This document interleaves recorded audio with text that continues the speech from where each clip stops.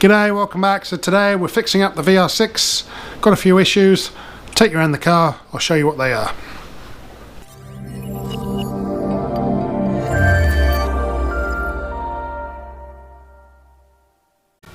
Right, so our first problem, we've got a noisy rear wheel bearing. It's a little bit of play. There is a bit of noise. It sounds much worse at 100 k's an hour, but certainly beyond the brake noise you can hear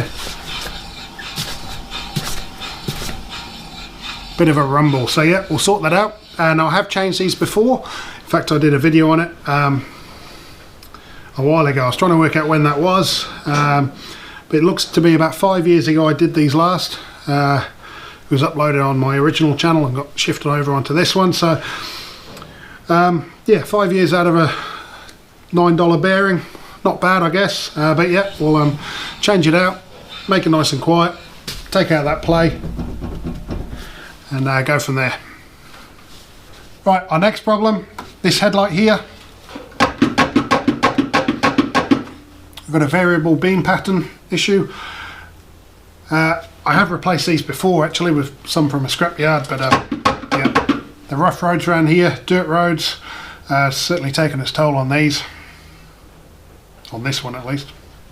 Right, our next problem lives behind here.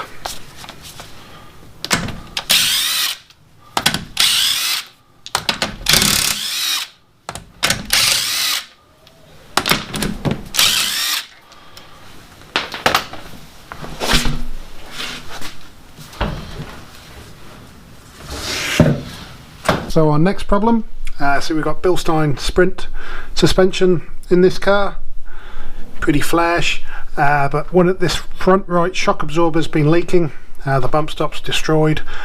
It's certainly seen better days. Again, these have been on this car for 5 years, but I bought them second hand, so who knows how old they actually are.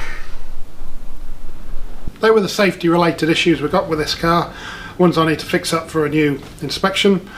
There's also a couple of other things that I need to do at the same time, so give the car a bit of a birthday and go from there. So let's go over some of the parts we've got. I'll talk you through them and go from there. So first up, got a new top brand wheel bearing kit. This came from Harry's Euro, New Zealand based supplier of these parts, finally. So yeah, good price, comes locally, delivered next day, nice and easy. They do come with grease, but I tend to kind of upgrade to something a bit better. We got the Valvoline Valplex EP. So yeah, we'll grease it up, do it. Won't really show too much of this in a video because we've already done it. But yeah, we'll give you a quick overview. And that's that. Alright, next up our headlight. This is a TYC brand one that came from Micks Garage. This was 80 bucks. It's 80 bucks for a whole headlight. Wasn't worth messing around with the old one. So we'll show you how these go in. To go with those, I found these on the shelf. I go order these by mistake for the Audi. These are H1 Osram Silver Stars. So we'll put some fancy bulbs in, give us a bit more performance. There we go. Right, then we've got our front shocks we've got to do. Now, replacement Bilstein B6, B8, whatever they were, shocks, quite expensive. Out of my budget. The car doesn't get used that much, but we do have lowering springs, so we can't just use standard shocks. Some people say you can, but you can't just use standard shocks. So, I went with the Konis, Dutch-made, non-adjustable, lowered Konis Street, str.t, whatever they call them. These were not much more than the standard replacements. Super stiff, Koni, so you can't go wrong with Koni, so they should do a good job.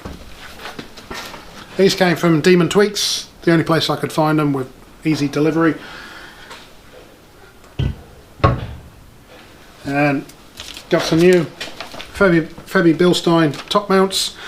Mark III Golf, they come in two parts. You get a separate bearing plus the top mount. On here already we've got the male heavy duty ones, so we'll see how they've held up over the years. Replace it with these ones. These are cheap, pretty easy. Alright, always a good idea when you change your shocks. New bump stop, dust cover. This is Monroe ones. Top mounts, and these came from Micks Garage. Can't argue with these. Helps protect your shock. Now I think one of my anti-roll bar drop links was losing some grease, so I've got a pair of those. These are just cheapy ones from Micks Garage. First line, not my first choice in parts, but they actually seem to hold up pretty well. I've used them on a few things.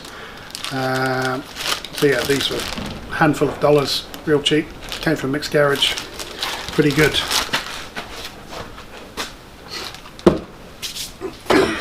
Got a new air filter because I haven't changed it for a while. And the last problem, which I've known about for a good 18 months or so since I did the timing chain, was the drive belt pulley. It's got a noisy bearing. Don't really notice it, but if you spin it by hand it makes a lot of noise, so we'll get on and do that. You should probably change the whole tensioner assembly, but this car doesn't get used much. Wasn't really in the budget to change the whole assembly, so a few dollars buys you just the pulley on its own with a new bearing, so we'll stick that in and should fix that problem. So we got a few jobs to do on the car. We'll make a few videos out of it. Be nice to have this car back on the road. It drives really nicely these days. I've been using it quite a lot, which is why it's kind of suffered. It's only ever supposed to be kind of a backup car, but with the Audi off the road it's been kind of frontline, so it's been driving down dirt roads to the farm, it's been driving to work with me, Christchurch roads, still kind of damaged by the earthquakes, hard on suspension and a few other bits just because the car's getting 20 odd years old now. So yep, we'll hook into it, get some jobs done, make the car nice, take it for an inspection, and we'll be back down the road. So there we are. Comment, like, subscribe, and we'll see you for the rest of the work. Cheers.